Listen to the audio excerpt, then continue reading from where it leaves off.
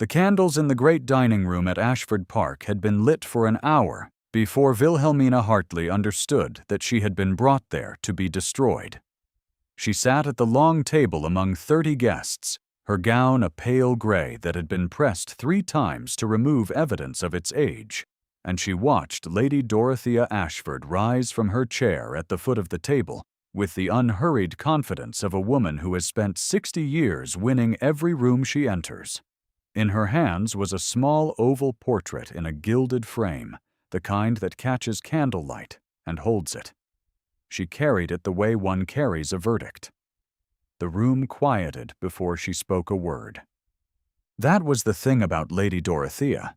She had never needed to raise her voice.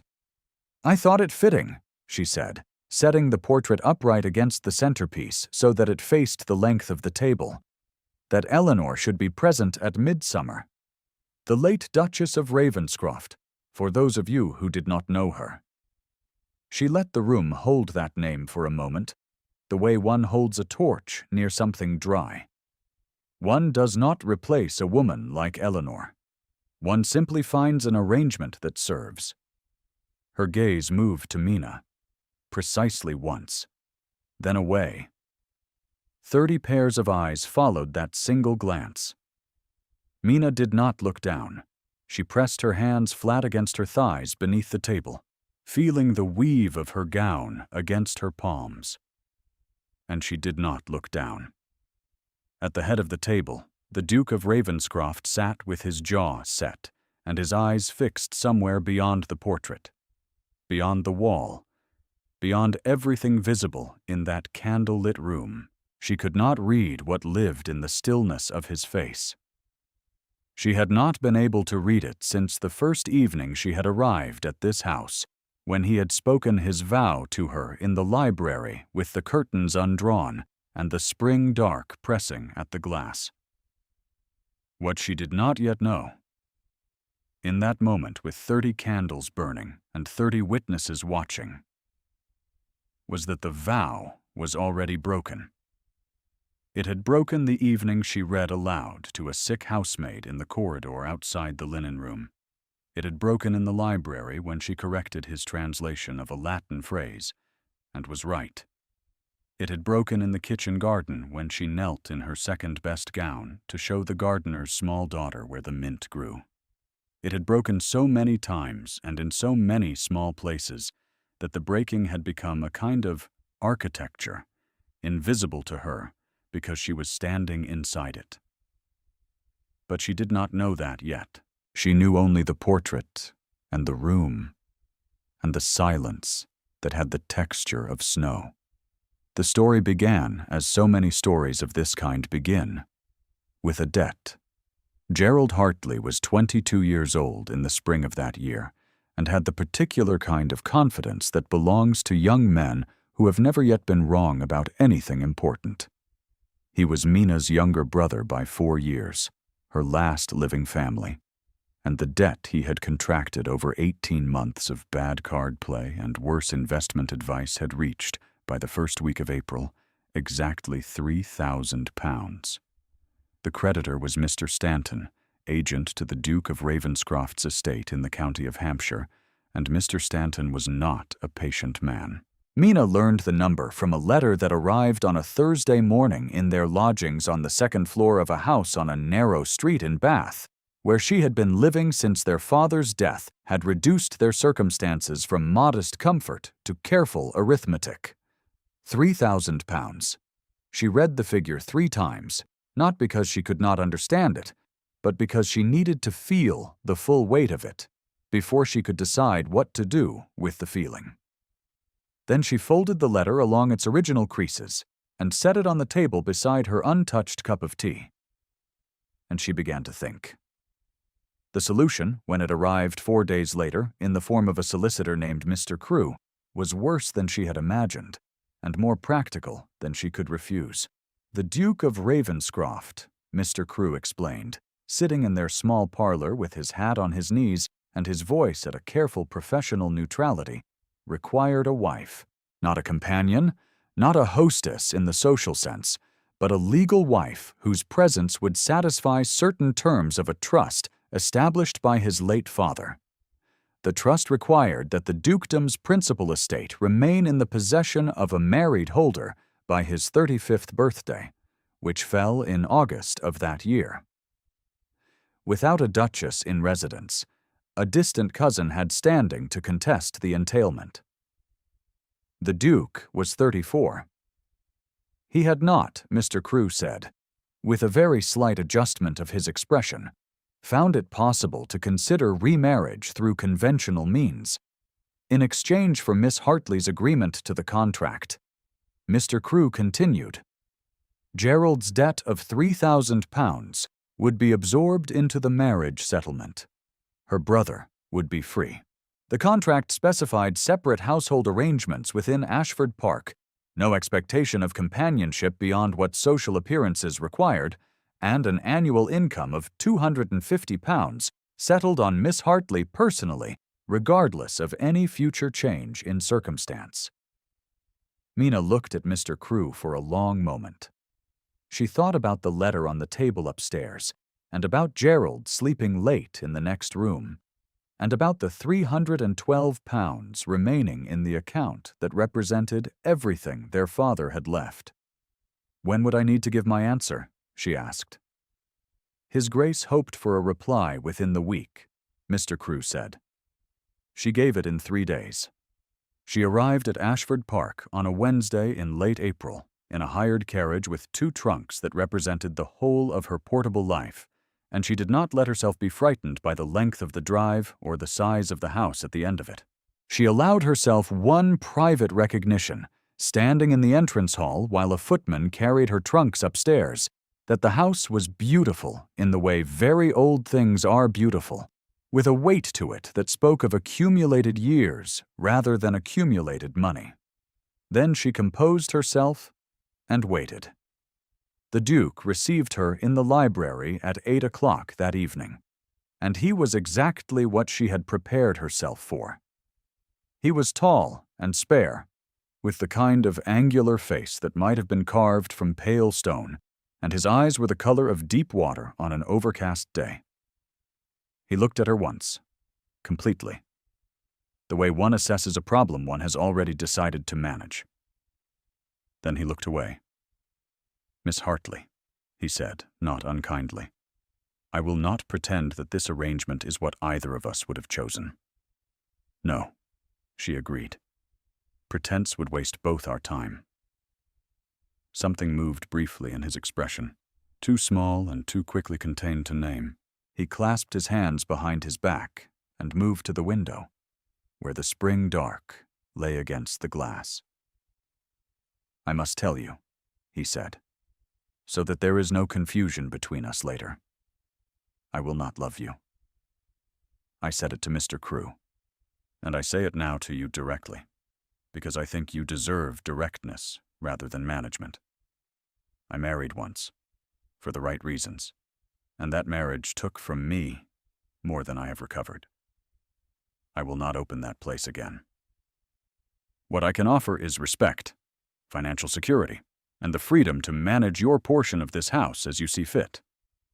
Those things I can promise without reservation." Mina stood in the center of the library with her hands quiet at her sides, and she looked at the back of his head, and she thought that she heard in his voice something that was not coldness. She did not know yet what it was. She filed it carefully away. "I understand," she said. "I ask only the same honesty in return, and the same respect." He turned from the window. "You have them," he said. "Both." That was the night the vow was spoken.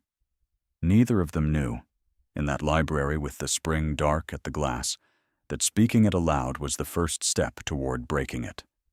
The household received her according to its layers. The senior staff were courteous and watchful, taking their lead from the Duke's own studied neutrality. Mrs. Peel, the housekeeper, showed her the principal rooms with a thoroughness that was professional without being warm, answering every question with precision and offering nothing beyond what was asked. The cook, a stout and efficient woman named Briggs, sent up a proper supper on the first evening, and thereafter maintained an attitude of firm competence that Mina found, privately, restful. The lower housemaids watched her from corners and doorways with the particular attention of people whose own situations might be affected by any shift in the household's weather. Lady Dorothea arrived on the third day. She came in her own carriage from the dower house 3 miles distant, and she walked through the entrance hall, as though the 4 years since the late Duke's death had not in any way altered her authority over this place. She was a small woman, dressed in silk the color of pewter, with a face that had once been beautiful, and was now something stronger than beautiful. The kind of face that has learned to read a room in the time it takes most people to enter one. She looked at Mina with the assessment of a woman who has been judging the suitability of other women since before Mina was born. "Miss Hartley," she said. Not the Duchess, though Mina's marriage to James had been registered the previous week in a brief ceremony at the local church with Mr. Crewe and 2 household witnesses present. Not your Grace, though that was now the correct address. Miss Hartley. The footman near the door heard it. Mrs. Peel, passing through the corridor, heard it. Mina heard it, felt it place itself on her skin like a small cold hand, and then let it pass through her without lodging. "Lady Dorothea," she said, with a courtesy that matched the older woman's own in every particular. "I am glad you have come. James has mentioned that you are accustomed to the East drawing room on Tuesday afternoons. I would not wish to disrupt anything that is comfortable to you." Lady Dorothea's eyes sharpened by the smallest fraction. She had not expected fluency. "How thoughtful," she said, and swept past. Miss Cecily Vane arrived for a fortnight's visit at the end of April. Invited, Mina understood without being told, by Lady Dorothea. She was 20 years old and very pretty, with the particular assured beauty of a young woman who has been told since childhood that she is the correct choice for every room she enters. Her family's connection to the Ashford line went back 2 generations, and she wore that connection the way she wore her diamonds, as a natural attribute rather than an adornment. She treated Mina with perfect politeness that stopped just short of acknowledgement, the way one treats a piece of furniture that has been placed in an unusual location. On the second evening of Cecily's visit, Mina overheard Lady Dorothea in the music room, speaking to a cousin who had accompanied Cecily from town. "A paid arrangement," Lady Dorothea said, in the voice one uses when one means to be heard at a certain radius. "James needed a body at a table for the trust's purposes. The girl is respectable enough for that, but one does not mistake utility for suitability." The cousin murmured something. "She will not last the season," Lady Dorothea said. And that was that. Mina walked past the music room without altering her pace. It was the 4th week of her residence at Ashford Park that the question of the housemaid arose. Her name was Agnes, and she was 17, and she had broken a piece of Meissen porcelain while cleaning the East Gallery. A small shepherdess that Mina happened to know had been purchased at a country sale for a modest sum rather than inherited. Lady Dorothea had been present for the incident and had delivered her judgment immediately. Agnes was to be dismissed without a character reference, which in practical terms meant Agnes was finished in service entirely.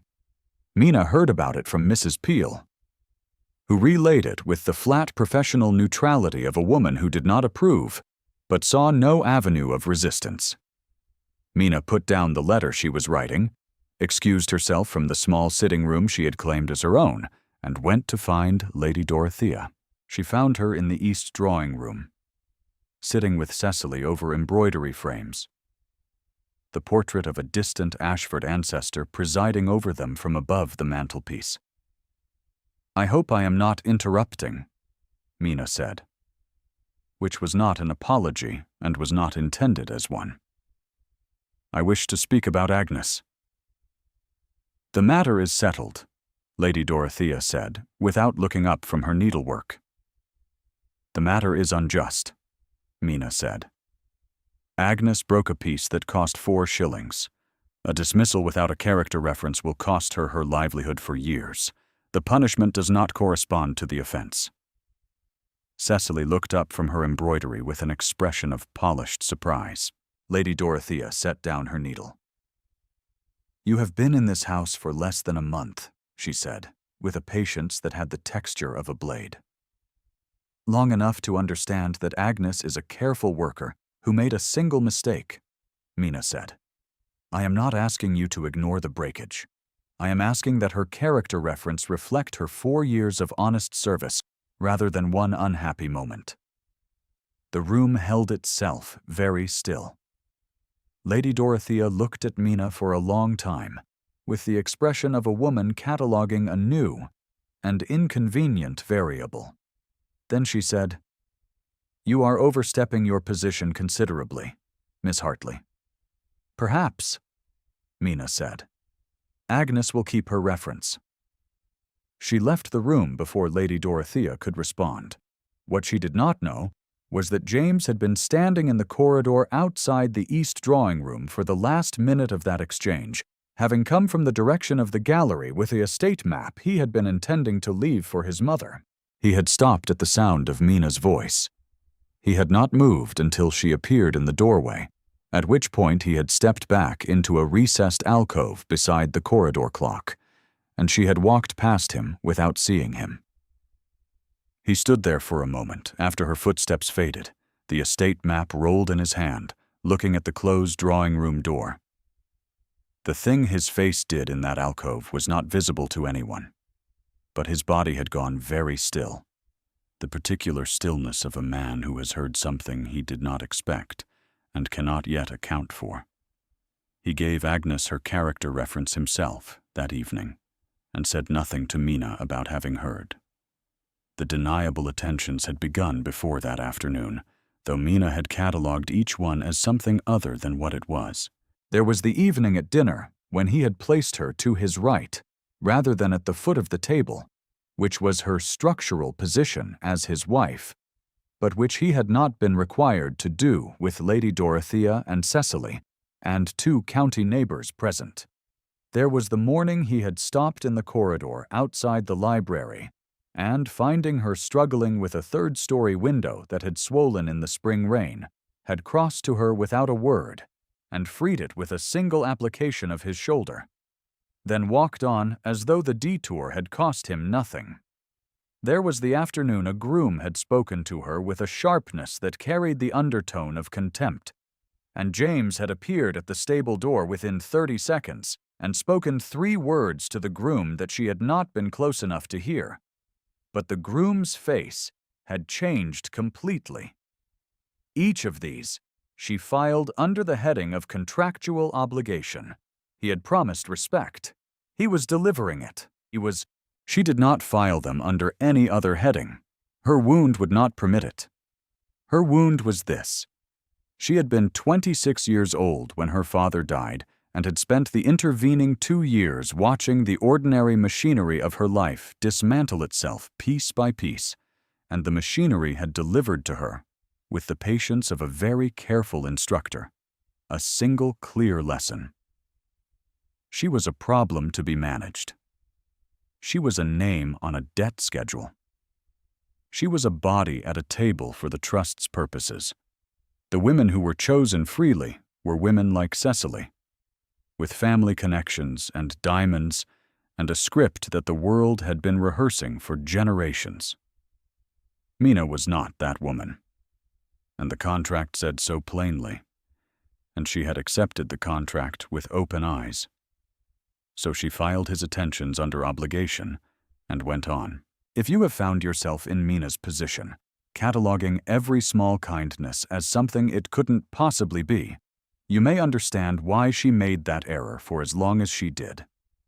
Leave a thought in the comments if you know that feeling. We will go on. It was Cecily who, one afternoon in the 2nd week of May, told her about Eleanor. Not directly, Cecily did not do anything directly. She mentioned Eleanor the way one mentions the weather in a conversation about an outing, as context rather than subject, in the rose garden where she and Mina had walked into each other by the same coincidence that had been occurring with suspicious frequency since Cecily's arrival. He kept nothing of hers, you know, Cecily said, snipping a spent bloom from a climbing rose with a small silver pair of scissors she had produced from her pocket, like a talisman. Not a single portrait in the main rooms. Lady Dorothea thinks it very unhealthy. Grief ought to have its proper expression, or it festers. Mina looked at the rose bed and said nothing. She died in childbed, Cecily continued.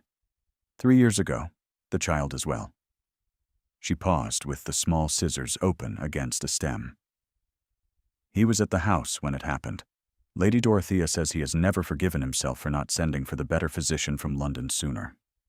She says the delay was perhaps 2 hours, which likely made no difference.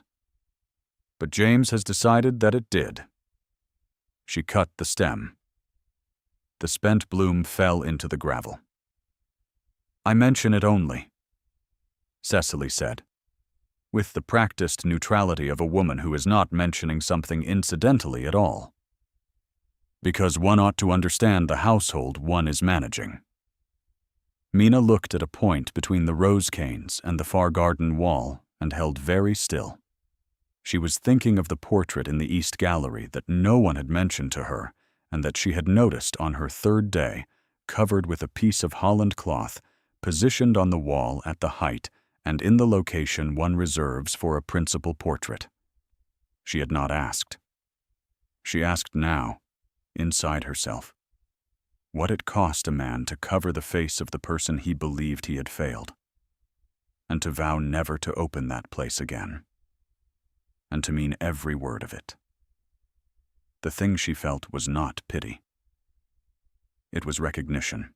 The wound she had assigned to him as coldness revised itself into something far more specific and far more painful, and she sat with that revision in the silence of the rose garden until Cecily tired of waiting and went inside. The escalation came in the 3rd week of May, when Lady Dorothea requested a private conversation with James in the morning room, and Mina learned its content from the changed quality of the silences at dinner that evening. Lady Dorothea had pressed him to dissolve the arrangement, or to find whatever legal mechanism existed to transition Mina into a background domestic position, and to honor what Lady Dorothea described as his long-standing prior understanding with the Vane family. The trust's terms, she argued, had been satisfied by the marriage registration. The spirit of the thing was met. There was no obligation to continue the present arrangement indefinitely. James had said nothing to Mina about this conversation. He had appeared at dinner with his usual contained composure, addressed the table with the correct social attention, and spoken to Mina about the condition of the South Meadow fence with the precise neutrality of a man performing an obligation. She had answered in kind, her voice steady, her hands still in her lap. It was only later, walking back through the corridor toward her own suite of rooms, that she heard his footsteps behind her, and turned to find him standing in the passage, the candle in the wall sconce throwing his face into half-light. My mother spoke to me today, he said. Yes, Mina said. I had gathered something of the kind. He was quiet for a moment. Then, I want you to know that the conversation does not reflect my intentions. She looked at him in the candlelight, at the careful set of his jaw and the quality of stillness that lived in him like weather held in, and she said, I appreciate your telling me. You deserve to know where you stand, he said. Yes, she said. I do. He held her gaze for a moment longer than the sentence required, and then he said goodnight, and turned and walked back the way he had come. She stood in the corridor for a full minute after the sound of his footsteps had faded, her hand resting on the cold plaster of the wall, feeling the specific weight of a man who had just done something small and significant and necessary, and who had not known quite what to call it. She did not know what to call it either. She went to bed. The midsummer dinner was a fixed tradition at Ashford Park. 30 places set in the long dining room with the portraits watching from the paneled walls, the candles doubled along the table, and the county's senior families assembled as they had been assembled for as long as anyone could remember. Mina had organized the seating with Mrs. Peel, confirmed the menu with Briggs, and spent the morning of the dinner overseeing the flower arrangements in a calm that she recognized, privately, as the calm that precedes things one cannot prevent. Lady Dorothea arrived 2 hours before the guests. She walked through the principal rooms with Cecily at her side, appraising the preparations with the eye of a woman who has hosted this dinner for 30 years and knows precisely where the current arrangements fall short of her own standards. She said nothing critical aloud. She did not need to. Her pauses said it for her. The guests arrived. The dinner assembled itself around the long table, candlelight catching the silver and the crystal, conversation moving through the room in the particular pattern of people who have been dining together long enough to know which subjects to avoid. Mina sat at James's right hand and spoke with the county magistrate to her own right about the condition of the parish road and about the new school being planned for the village, and she was aware, at each moment, of the quality of attention in the room, the way one is aware of a shift in the air before rain. Lady Dorothea rose at the interval between the second and third removes. Mina heard the scrape of her chair and felt, rather than saw, the room's attention collect. She watched Lady Dorothea carry the portrait from the sideboard where it had been placed, at some point during the evening's preparations, without Mina having noticed its arrival. The gilded oval frame caught the light of 36 candles. Eleanor looked out from it with the composed beauty of a woman who had been painted in her early 20s and had no knowledge of what the years would bring. Lady Dorothea set the portrait against the centerpiece and addressed her 30 witnesses. I thought it fitting that Eleanor should be present at Midsummer, the late Duchess of Ravenscroft for those of you who did not know her. One does not replace a woman like Eleanor. One simply finds an arrangement that serves. The gaze moved to Mina. Once? Then away. The room held its breath in the particular way that rooms do when something has been said that cannot be unsaid. Mina looked at Eleanor's painted face in the oval frame, at the composed and lovely woman whose husband had covered her portrait with Holland cloth and vowed never to love again. And she thought very clearly and without drama. I will not weep at this table. I will not perform distress for Lady Dorothea's witnesses. I will not give her that. Her. She looked back at the table in front of her. She picked up her wine glass and took one quiet sip. Her hand was steady. She set it down. James had gone very still at the head of the table. Not the professional stillness of his daily composure, but a different quality entirely. The stillness of something that has been suddenly forced into the open, before it was ready. The magistrate to Mina's right cleared his throat and said something about the merits of the third remove, which had been a saddle of lamb prepared by Briggs with evident care. His wife, a small, comfortable woman named Mrs. Thornton, who had sat through 30 years of these dinners, reached across the table to compliment Mina on the flower arrangement at the table's center, and her voice was warm in a way that made Mina understand that Mrs. Thornton had seen everything and made her own judgment without prompting. Conversation resumed, imperfectly, as it does when 30 people decide collectively that the alternative is worse. But the portrait remained against the centerpiece, and the silence of what had been said remained under every sentence for the rest of the remove. And Mina sat inside it, with her hands in her lap and her back straight, and her face composed. And she was very tired. When the dinner concluded and the company moved toward the drawing room, she did not follow. She stood at the window of the dining room while the footman began to clear the table, and she looked at the dark garden outside. And she thought about Gerald in Bath, managing his reformed ledger, and about the £312 that had been her entire inheritance, and about the contract with its separate household arrangements and its £250 and its respect. She thought about what it meant to have come this far and still be named, plainly and publicly, a utility. She would leave, she thought. Not tonight, not this hour, but she would write to Mr. Crewe tomorrow and inquire about the terms, and she would find a form of the future that did not include being displayed beside Eleanor's portrait at the Duke of Ravenscroft's annual dinner while 30 witnesses watched. She would leave with dignity. That was the one thing she had maintained throughout, and she would maintain it at the close. She was still standing at the window, looking at her own reflection in the dark glass, when the door opened. She turned, expecting a footman.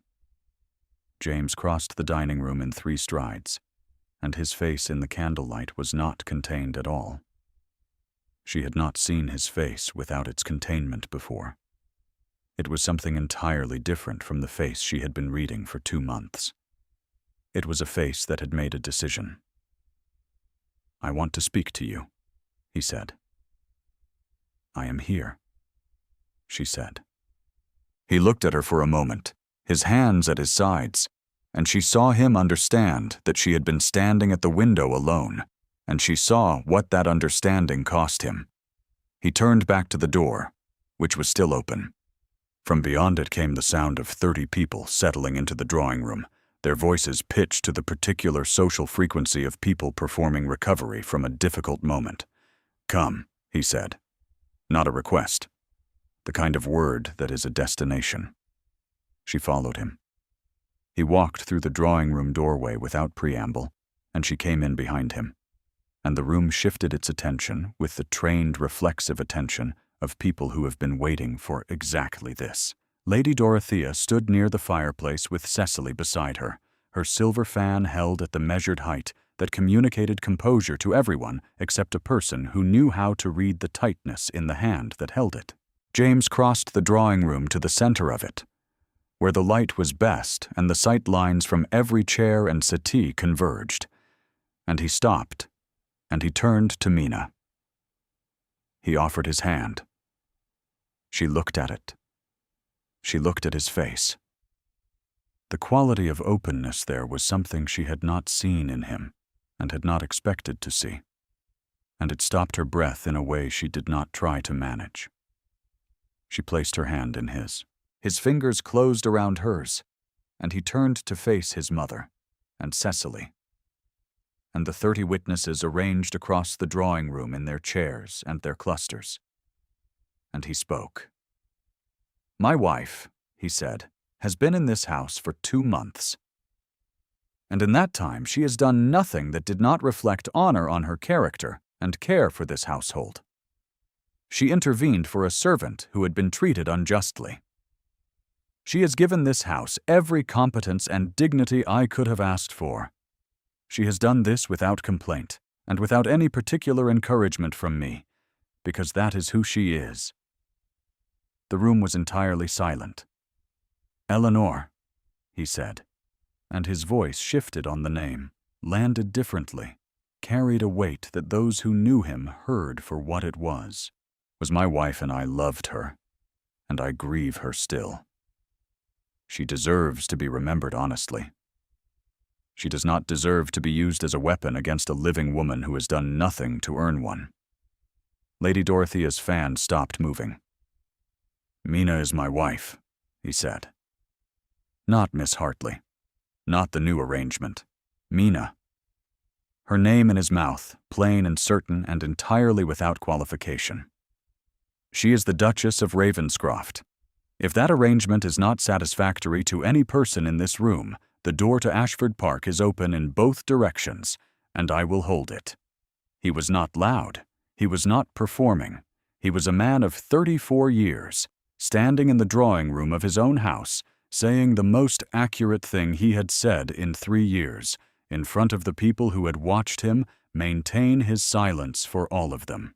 Cecily's face in the candlelight underwent a small and very quick adjustment. She looked at the floor, and then at her fan, and then somewhere carefully neutral. And whatever she had anticipated about this evening was gone from her expression, with the finality of something that is not coming back. Lady Dorothea stood very still beside the fireplace. Her face did not collapse. She was not a woman whose face collapsed. She was a woman whose certainty had lived in the understood permanence of a social order that had just publicly and irrevocably arranged itself differently than she had intended. She looked at her son for a long moment, and something crossed her expression that was not anger, not quite, but its cousin, recognition. She had miscalculated. She understood that she had miscalculated. She said nothing, and it was the most complete sentence she had uttered all evening. Mrs. Thornton, in her chair near the window, said, "Quite right," in the comfortable voice of a woman who has been waiting for 35 minutes to say it. The room exhaled. Mina stood with her hand in James's and looked at the 30 people who had watched Lady Dorothea's portrait maneuver and now watched its undoing, and she thought, with the peculiar clarity that arrives at the close of something very difficult, "I did not expect this." That was her entire thought. She had not expected to be seen.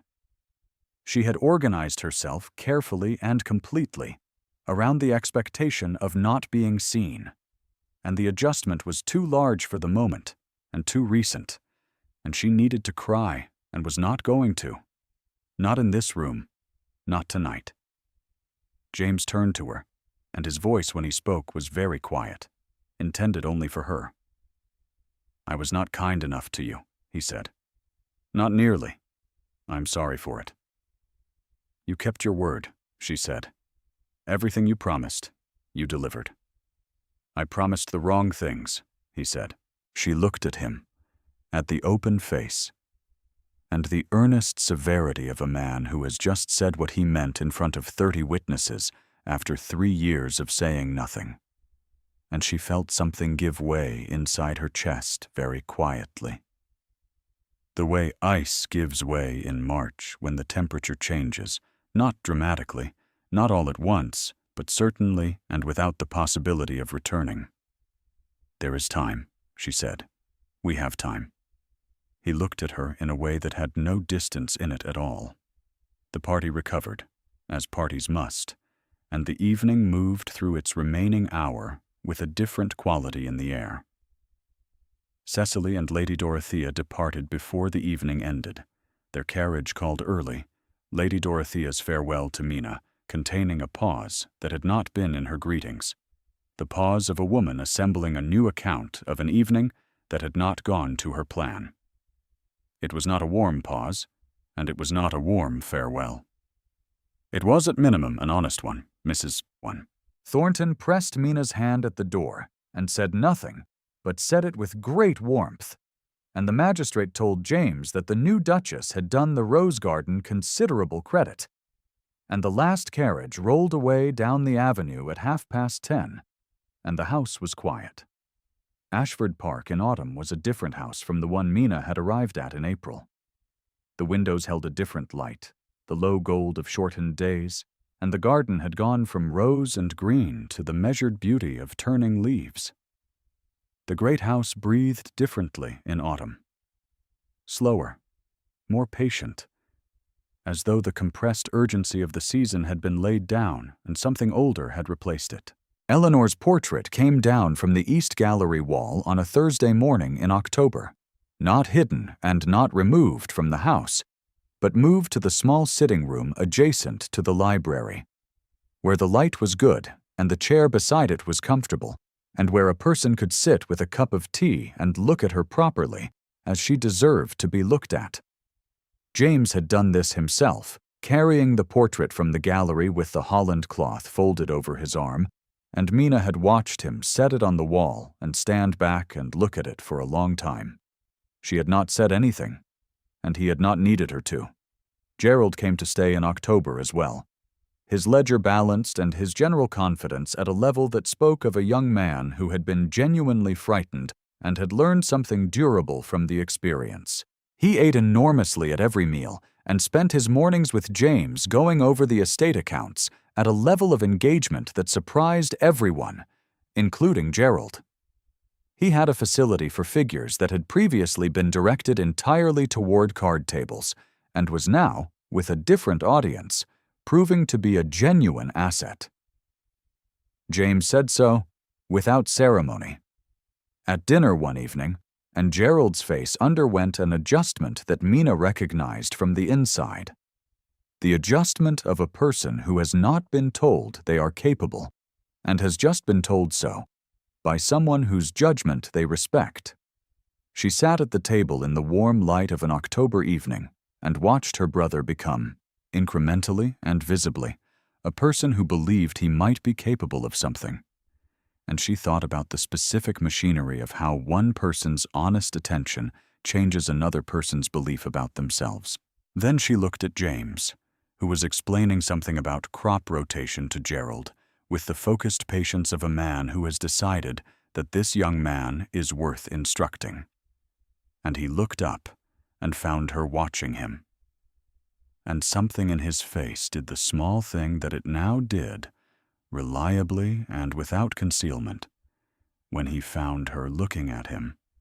The fire was going well in the library hearth on the evening she found him there with the small oval portrait, Eleanor's miniature, the one that had been in his coat pocket on the night of the midsummer dinner, the one she had seen him press his hand against once in the corridor without knowing she was watching.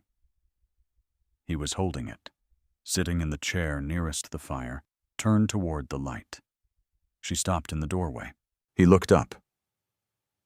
"Come in," he said, which was the same word he had used in the dining room on the night of the dinner, but different now.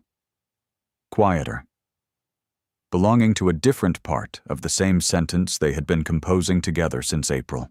She came in and sat in the chair across from his, and the fire between them was the warm speaking kind, the kind that fills the space between people with its own particular company. "I have been thinking," he said, "that I made the vow in anger. Not at you, not at anything outside myself. I made it because I was afraid of what it cost to be wrong about someone you love, and because I was certain I had been wrong about Eleanor, that my judgment had failed her when it mattered." Mina looked at him across the fire. "You were not wrong about her," she said. "You loved her well. The physician in London might not have arrived in time regardless. 2 hours is a very short window against something that arrives the way those things arrive." She paused. "You were not wrong about her. You have only been wrong about yourself." He looked at her for a long time. Then he said, "Yes." And it was a syllable that contained considerably more than agreement.